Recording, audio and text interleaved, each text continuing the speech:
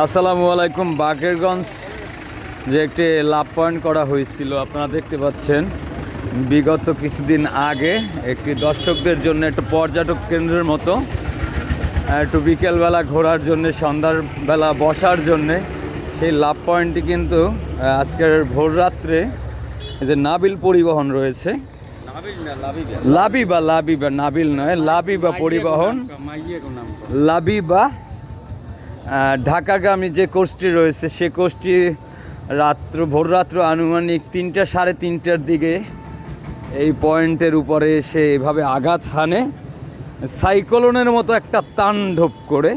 তা আপনারা দেখছেন, এই যে দেখেন মানুষের যাত্রী যারা ছিল তাদের কোনো তেমন ক্ষয়ক্ষতি হয়নি, গাড়িটিরও কোনো ক্ষয়ক্ষতি হয়নি। শুধু ক্ষয়ক্ষতি হয়েছে যে এই যে পর্যটক কেন্দ্রটি করা হয়েছিল, যেখানে মানুষ একটু স্বস্তির জন্য আসতো, একটু ঘুরতে আসতো, সময় কাটানোর জন্য, সেই জায়গাটাকে একদম ভেঙে মুছড়ে তাড়ানাস্তি করে ফেলেছে। এই যে দেখেন, গাড়িরও কোনো ক্ষতি হয়নি, এমনকি যাত্রীরও কোনো ক্ষতি হয়নি। লাবিবা বাম্বা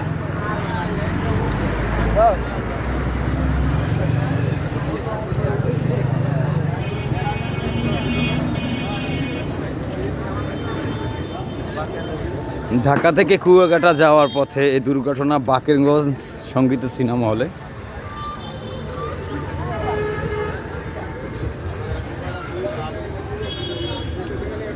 পুরো আস্ত গাড়ি উঠে বসে আছে।